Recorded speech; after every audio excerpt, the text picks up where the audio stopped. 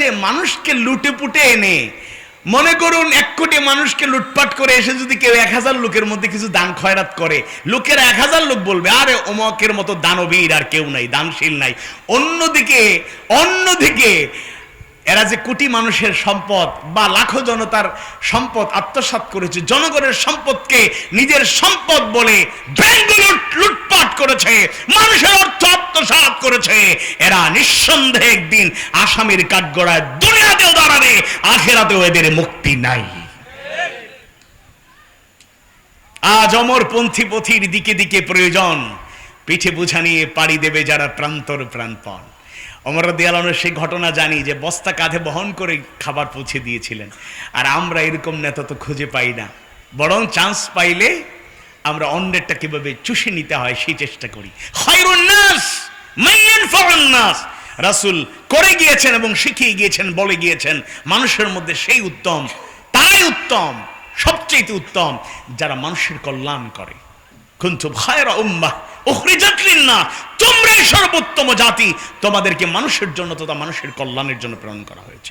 এজন্য 53 বছরে বহু ভুল করেছি, 53 বছরে বহু ভুল করেছি, আর ভুল নয়। সবার জবানে বড় বড় বক্তৃতা শুনেছি, দুর্নীতিমুক্ত বাংলাদেশ চাই, কিন্তু নিজেরাই দুর্নীতিমুক্ত ওরা থাকতে পারে নাই। সন্ত্রাস মুক্ত দেশ করতে চায়, নিজেরাই সন্ত্রাসের একজন গডফাদার।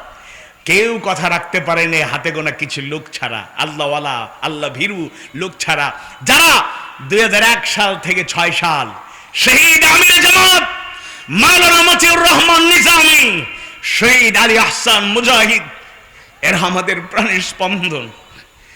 5 বছরে 2 জন ব্যক্তি 3টি মন্ত্রণালয়ের দায়িত্ব পালন করেছেন। 2 টাকার দুর্নীতির অভিযোগ কেউ দেখাতে পারে নাই, করতে পারে নাই। গোয়েন্দারা লেগেছিল, তাদেরকে 24 আওয়ার্স এবং 5 বছরের প্রতিটি মুহূর্ত অবজার্ভ করেছে। সাংবাদিকরা তাদের কলম চালানোর জন্য চেষ্টা করেছে। অনেক অপবাদ দেওয়া হতে পারে, কিন্তু এই অপবাদ জামাত ইসলামী ছাত্র শিবিরের বিরুদ্ধে কেউ দিতে পারে নাই।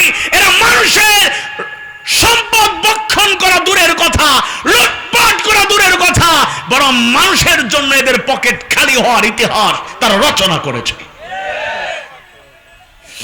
আল্লামা সাঈদী রাহিমাহুল্লাহ, আজকে তাফসীরুল কোরআন মাহফিল, আল্লামা সাঈদীর কণ্ঠ তো আমরা মাঠে পাই, তার মতো দাড়ি পাই, তার মতো টুপি আছে, তার মতো আবা জুব্বা আছে, তার মতো হাসি কাশি সব আছে, কিন্তু আল্লামা সাঈদীর মতো মুখলেস মুজাহিদ শুধু বয়ানে নয়, বাস্তব জীবনে এরকম মুজাহিদ, বাস্তব জীবনে হাসি মুখে জীবন দেওয়ার মতো, চ্যালেঞ্জ গ্রহণ করার মতো দাঈ আল্লাহ মুফাসসির এত সহজেই তৈরি হয় না। আল্লাহ তাআলা এদেরকে জান্নাতুল ফিরদাউসের সর্বোচ্চ মর্যাদা দান করুন, আমিন। এই শূন্যতা পূরণ হবে না, কবে পূরণ হবে আল্লাহই ভালো জানে। তবে আমরা শূন্য থাকুক এই ময়দান, এটা চাই না। আল্লাহর কাছে দোয়া করি, আল্লাহ 10 জন, 100 জন, 1000 জনকে দিয়েও যদি এই শূন্যতা পূরণ হয়, আপনি এই ময়দানটাকে ফাঁকা রাখবেন না, সেই শূন্যতা পূরণ করার ব্যবস্থা করে দিন। বলুন আমিন, আওয়াজ বাড়িয়ে বলুন আমিন। আমি সাম্প্রতিক সময়ে 26 নভেম্বর ফিরোজপুরে সফর করেছি। মঠবাড়িয়া মাহফিল ছিল, রাতে ভান্ডারিয়া আমার পছন্দের একজন প্রিয় ডাক্তার, ওনার বাসায় থাকলাম। আসার পথে 27 তারিখ ছিল যশোর সদরেই মাহফিল। আমরা ফিরোজপুর সদর হয়ে আল্লামা সাঈদী ফাউন্ডেশন আগেও গিয়েছি, কিন্তু তিনি শহীদ হওয়ার পরে কবরে শুয়ে থাকার পরে আর যাওয়া হয়নি। তার কবরটা জিয়ারত করলাম, তার স্মৃতিধন্য সেই জনপদ থেকে ঘুরে আসলাম। হিন্দু অধ্যুষিত জনপদে তিনি একাধিকবার সংসদ সদস্য নির্বাচিত হয়েছেন। ধর্ম বর্ণ নির্বিশেষে সবাই তাকে পছন্দ করে, ভালোবাসে। এবং অনেক লোকেরা বলেছে যে জামাতের অন্য কোনো দায়িত্বশীল যদি ওইখানে দাঁড়ান, নির্বাচন করেন, পাশ করতে পারেন, কেউ ফেলও করতে পারেন, কিন্তু আল্লামা সাঈদীকে লোকের এত ভালোবাসে, তার পরিবারের বা তার সেই কাছের কেউ যদি দাঁড়ায়, হিন্দু মুসলিম বৌদ্ধ খ্রিস্টান ধর্ম বর্ণ নির্বিশেষে ওই ব্যক্তিকে পার্লামেন্টে বিজয়ী করার জন্য মানুষ প্রস্তুত হয়ে গিয়েছে। আল্লাহু আকবার। আমরা বিকোয়াজ্য করিয়ায় হারানো ঐতিহ্যকে আবারও ফিরিয়ে আনতে হবে। 91 থেকে 95 96 পর্যন্ত আমরা যেভাবে প্রতিনিধিত্ব করেছি, সৎ লোকের সেই নেতৃত্বকে প্রতিষ্ঠা এই 15.5 বছরে অনেকেই জাতির সামনে মানুষের কাছে আসে নাই মামলা নিয়ে, হামলার মাঝে, ঝক্কি ঝামেলার মাঝে, পেকুয়ার চকরিয়া প্রাণের কাজের দায়িত্বশীলরা জীবনের ঝুঁকি নিয়ে মানুষের পাশে দাঁড়ানোর চেষ্টা করেছে। আগামী ব্যালট বিপ্লবে তার জবাব এই জনপদের মানুষেরা দেবেই দেবে।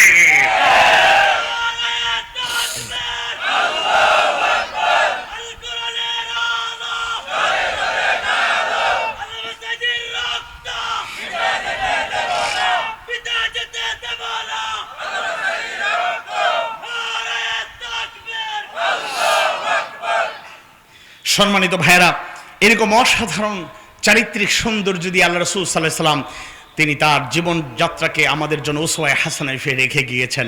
সর্বশেষ অমুসলিম হলেও তিনি যে অসাধারণ উক্তি করেছেন, সেখান থেকে কোরআন হাদিস সুন্নাহর আলোকে বাস্তবতার নিরিখে বর্তমান প্রেক্ষাপটকে সামনে রেখে যদি আমরা একটু পর্যালোচনা করি, আমাদের জন্য অনেক গুরুত্বপূর্ণ শিক্ষা সেখানে রয়েছে। পৃথিবীর ইতিহাসের অন্যতম অমুসলিম একজন দার্শনিক জর্জ বার্নার্ড শো, তিনি আল্লাহ রাসূলের চারিত্রিক সৌন্দর্যের বর্ণনা দিলেন, তার মন্তব্য তিনি প্রকাশ করলেন, অভিব্যক্তিটা এভাবে প্রকাশ করলেন: as a father, as a teacher, as a law maker, as a law giver, as a reformer of the society, as a messenger, as a commander, Muhammad সাল্লাল্লাহু আলাইহি ওয়াসাল্লাম is the superman of the world. আল্লাহু আকবার। মুহাম্মদ সাল্লাল্লাহু আলাইহি ওয়াসাল্লাম is the superman of the world. শুধু সাধারণ মানুষ না, মুহাম্মদ সাল্লাল্লাহু আলাইহি ওয়াসাল্লাম একজন মহামানব, সুপারম্যান। এটি তিনি অমুসলিম, তিনি তার ভাষায় বলেছেন যে যেন যেন মানুষের সাথে তাকে তুলনা করলে চলবে না, তিনি ম্যান নন, তিনি সুপারম্যান। সুবহানাল্লাহ। তাহলে এক নম্বরে তিনি বলেছেন এজ এ ফাদার, একজন পিতা হিসাবে, একজন পিতা হিসাবে আল্লাহ রাসূল চারিত্রিক সৌন্দর্যের পরিচয় দিয়েছেন। অমুসলিমের দৃষ্টিতে এটা গুরুত্বপূর্ণ। এক নম্বরে তিনি নিয়ে এসেছেন। আমরা পিতা হিসাবে কি দায়িত্ব পালন করছি, মা হিসাবে কি দায়িত্ব পালন করছি? আমরা দোয়া করি আল্লাহ সন্তানরে বড় বানাও, এমন বড় হয় পরে বাবা মার খবর নেওয়ার টাইম থাকে না। আল্লাহ রাসূল তার মেয়েগুলোকে আগলে রাখার চেষ্টা করেছেন এবং এমন ভাবে গড়ে তুলেছেন। ফাতেমা রাদিয়াল্লাহু আনহাকে বিদায়ের আগে বলেছেন, মাগো আমার ইন্তেকার বলে তুমি কেঁদো না, তোমার কান্না আমার ভালো লাগে না, কষ্ট লাগে, তুমি কেঁদো না। আমার ইন্তেকালের পরে আত্মীয় স্বজন, পরিবারের সদস্য, আপনজনদের মধ্যে তুমি আমার সাথে প্রথমে সাক্ষাৎ করবে, এর মানে তুমি আগে বিদায় নেবে। আর তুমি যখন জান্নাতে যাবে, তুমি সাধারণ জান্নাতি থাকবে না, তুমি হবে নারীদের সরদারনি, তুমি হবে খাতুরে জান্নাত। আল্লাহু আকবার।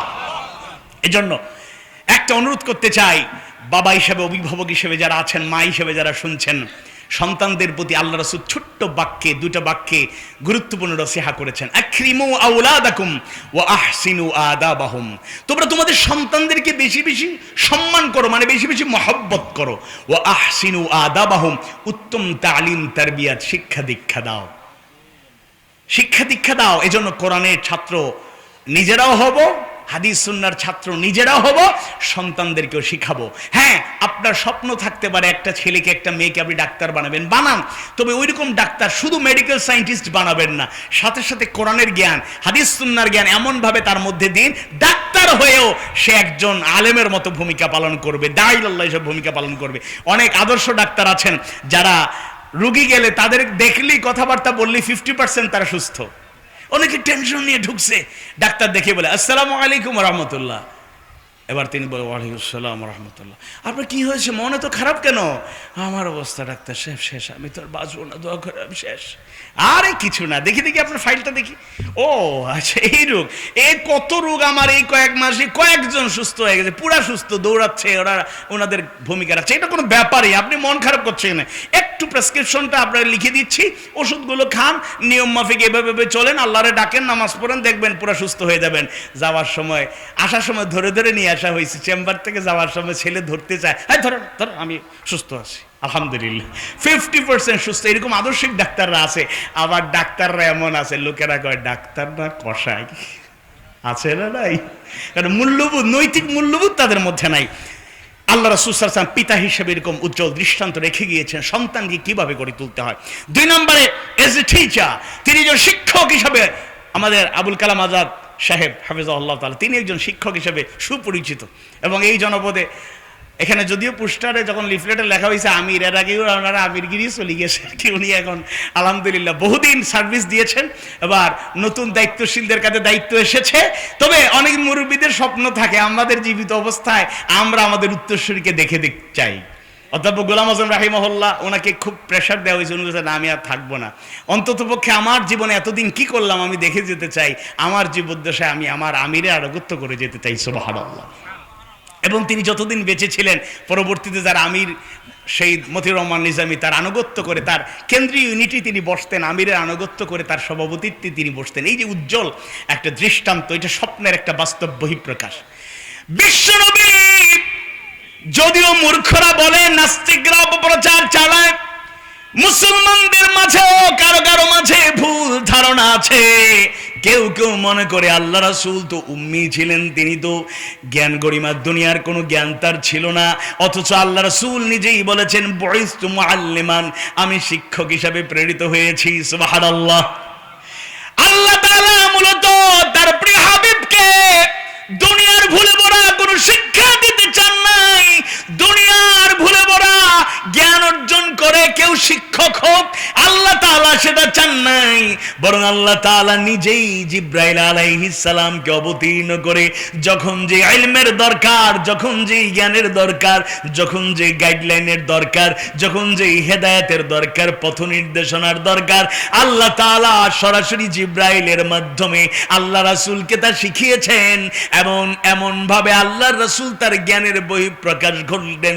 কিয়ামত পর্যন্ত যত বড় জ্ঞানী হন না কেন, আল্লাহর রাসূলের পায়ের কাছে নখের সমান জ্ঞানী হওয়ার সম্ভব নয়। তিনি হচ্ছেন নিখুঁত জ্ঞানের অধিকারী, নির্ভুল জ্ঞানের অধিকারী, কারণ আল্লাহ তাআলা